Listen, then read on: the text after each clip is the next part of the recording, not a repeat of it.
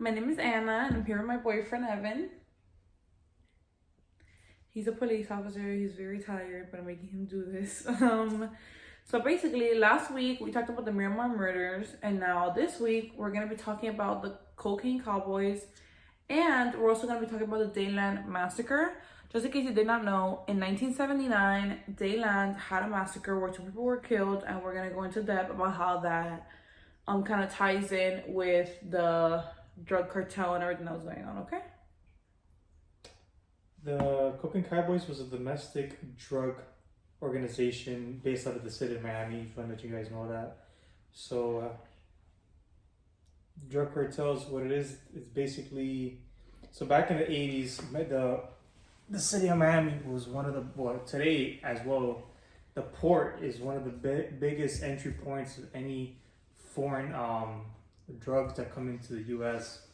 From either cocaine, marijuana, anything that comes in, and opioids, fentanyl. But yeah, the Cocaine Cowboys were associated with a lot of fraud and a lot of discrepancy inside the police department. Let me give you guys a little insight. So, as a police officer for 5 years going on in one of the most dangerous cities in Miami County, you see a lot of it, right? But when I first got in 5 years ago, we learned about our codes. You know how you say 10-4.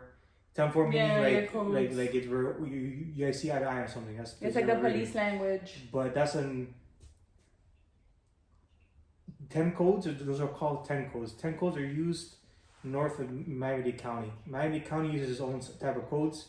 We're the only ones that use these type of codes. They're called Q codes that no other department outside of Miami-Dade uses. Why? Because of that era.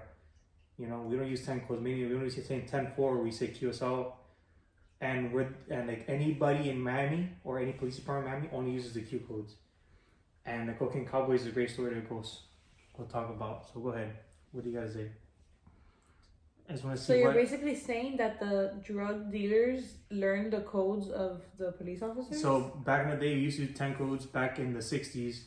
And with Miami-Dade County, since it was so affected by all the drug violence and the fraudulent police officers that used to work for the city of Miami or any Miami-Dade police department, that they would listen to the radio codes, they would actually hear the codes come out before they would actually hit them.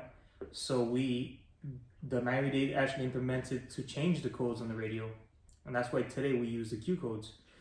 Like again, today we use Q codes. Again, Miramar doesn't use it. Broward County doesn't use it. No part in the U.S. uses Q codes, but Miami-Dade County. Wow. So that's pretty much cool. And that's all from that era right there.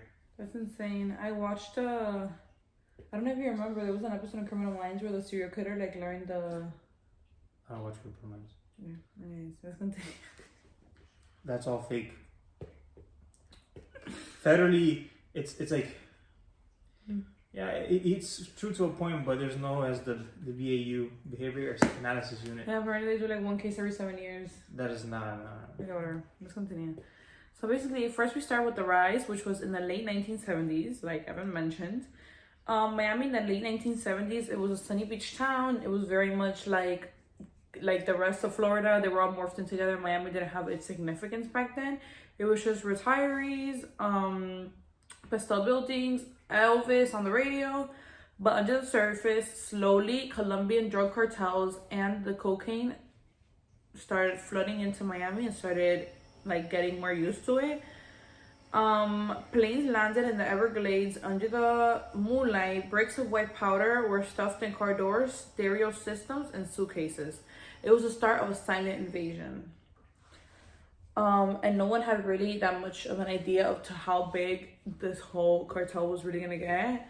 So then we go to, apart from the 1970s, the Dayland Mall Massacre in 1979. On July 11th, 1979, in the middle of a quiet afternoon, shoppers wandered Dayland Mall and a family spot in Kendall. So, you know, Dayland was just how it is today. It's a mall. Basically, you would go, you would shop, you would buy literally anything you wanted. After, like, I don't know why, it's kind of strange to me, but maybe back in the day, this was more normal. They had liquor stores inside of Dayland as like one of the stores, like, you know how you think of, I don't know, Sephora, Zara, like instead of those, one of those stores, it was a liquor store. And inside of the liquor store, it's called Crown Liquors, two cartel hitmen dressed in army fatigues walked in with a MAC-10 submachine gun. I don't know anything about guns, so if I say it wrong, please correct me. A MAC-10, they look like Uzis. I don't know if you know what Uzi. I think Uzi is basically a broad spectrum of a gun. It's used a lot in GTA video games. But as whoever's listening to this, I'm pretty sure you guys know what an Uzi is. If not, use Google. A MAC-10 basically is a fast-paced handgun that has been modified to shoot rapid fire, also known as a machine gun, which is illegal, by the way. It shoots 9mm rounds. It's basically a handgun on crack cocaine. Go ahead. Wow. They didn't say a word. They opened fire. They killed two men suspected of working with the rival traffickers, which is the ones that they were intending to shoot. They sprayed bullets into the walls and windows before escaping in a getaway van labeled the Happy Time Complete Party Supply. So it was like a Party City van. The cops later found the van full of grenades, more machine guns, and thousands in cash. Miami had seen crime before, but this was something else. A war had just started in a shopping mall. Did it tell you what gang, like? Because obviously you have the Colombians, you have the Mexicans at the time. Did it tell you exactly? This was Griselda's gang. Griselda. Yeah, she comes into play now. Yeah, that was one of the people that Pablo Escobar at the time. Because remember the drug campaign flourished between 1970s and the 1980s. That's when it went on a boom. You know. Griselda at the time was one of the early players in the game with Pablo, and Pablo, you know, Pablo was not in this story. No, yeah, I understand, but Pablo Escobar is one of the biggest names we would ever hear, and Pablo was actually scared of her because of her actions. Because in Colombia it was one thing, but for her to actually act them out over here, they're like, wow, you're crazy. Okay, so now we go to the bloodshed, which was the early 1980s. The Dayland Massacre was only the warning shot. From there, violence spread like wildfire. Drug wars played out in the streets. Bodies turned up in alleyways, car trunks, and front lawns. That's when they started the motorcycle assassins, which was a method started by Griselda Blanco. And they basically stalked the city. So it would just be people in motorcycles with machine guns. They would open fire and then just leave. Griselda, known as the Black Widow, was a Colombian queen with a terrifying reputation. She had a mansion in Coconut Grove, ordered executions with no hesitation, and ran an empire of blood and blow. It was said that she killed pregnant women, she killed children, she killed old people. Like she did not care who it was, like who she had to kill, but she killed them. If someone crossed her, they disappeared forever. Then we talk about Willie and Sal. Do you know anything about Willie and Sal? I didn't know about Willie and Sal. I think they're Los Muchachos. That's their name. They're part of the same. Yeah, they're Griselda's like two next men or whatever they're called. It's like saying with the Guadalajara cartel. You know El Chapo. As you guys know, El Chapo is one of the biggest. This is the Medellin cartel. So it's like El Chapo was under the Guadalajara cartel. The leader at the time, I forget his name. They're actually like the little hitman or the second and third in command. Usually whenever the leader like dies or they killed or they put away, they're in charge now. So Willie and Sal became that when Griselda got. I'm not gonna spoil that for you guys, but you know how it ends. Yeah. And I tell everybody, based on my professional experience with the drug problems here in Florida, it only happens two ways: you're dead or in jail, and you never get away with it. Mm-hmm. So. Then you know what happens. Go ahead. Okay, so while Griselda ruled with fear, she had two Cuban-American smugglers that rose in the shadows, Willie Falcon and Sal Mangluta. They were known as Los Muchachos. They were flashy, smart, and smooth. They smuggled over 75 tons of cocaine. They built legitimate businesses and poured drug money into real estate. Watching that money, baby. Yeah. Watching that drug money. They poured the drug money to real estate, nightclubs, and Miami glittering skylines. They had boats, race cars, and friends in high places. It was actually said... Willie Falcon. That's who that is. That's why I'm sorry to cut you off, but Willie Falcon, he was a Cuban.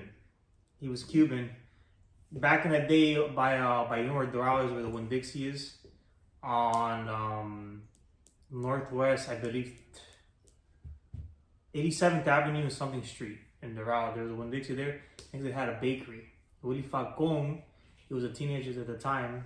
The Griselda was recruiting him at that time. He was under a family, a Cuban family that had a bakery, selling croquetas and everything. And the mom actually, you know, was like, "Hey, Willie, how are you getting all this money?" You know, because at the end of the day, he was like bringing cars home to her house. And brand new cars at the time, 300ZXs at the time, 1980s. We're talking about Nissan, like 300ZX, you know what I'm talking about. You can look it up on Google. But like those cars were like high ends. He'd be buying boats. The race boats at the time were like an ongoing popular thing to do, racing race boats. But the reason why they brought the race boats into the equation, because it's one of the ways they're smuggling this cocaine into Miami to the race boats. So they're like, let's wash it. They're like, yo, we're gonna sell this myth to the public. Oh, this is what I do. If you see me in a race boat, this is what I'm doing. I'm racing or I'm practicing. In reality, that's how they're smuggling drugs inside the city. Do you know where Key Biscayne is? Where the Rusty Pelican is? There's like a stadium there.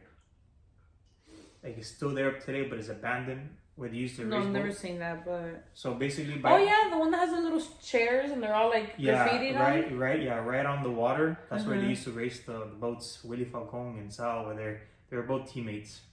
Wow. They used to race up and down from downtown to the Port of Miami, down to the Keys.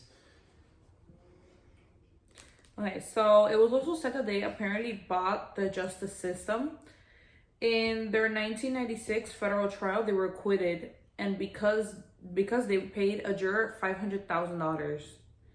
That wasn't just corruption; it was control. So they had control over the law, and judges, jurors, prosecutors. They would pay them off, and they would just stay quiet, which is insane. Now we continue. This is the late 1980s to the early 1990s. The DEA, FBI, and IRS launched massive task forces. The Coast Guard patrolled the sea like it was wartime. This is when the RICO law allowed prosecutors to tear down entire organizations in one swoop. Griselda was arrested in 1985 in prison and eventually deported. In 2012, she was gunned down outside of a butcher shop in Medellin by a motorcycle assassin, which is the same way that she used to kill the people. That was her form of killing. So she was killed the same way. Willie and Sal were retired. Sal got 195 years in prison. Willie pled out and was deported, and their empire crumbled. I'm guessing somebody else like carried it on, but they were probably taken down too. So basically the war was over, but Miami would never stay the same. The money has shaped the city. Towers funded by cocaine will scrape the sky in Brickell. Culture from Scarface to Miami Vice and reggaeton lyrics still echoes with the legends of Blanco, Willie, and Sal. The Cocaine Cowboys didn't just sell drugs, they changed an entire city forever. They built the city. The city of Miami-Dade County and the city of Miami is built on drug money. And it will always continue to be like that. Yeah, basically that. You have anything else to add to this? It's been 13 minutes. I know, thank you. I know a lot of more, but it's like, I can't say it's classified information. It's fine, honey. Well, thank you so much for coming to my podcast. Next week's, I'm not sure yet what we will be doing, but I'll figure something out. But yeah, thank you so much for coming and listening to my podcast. Bye.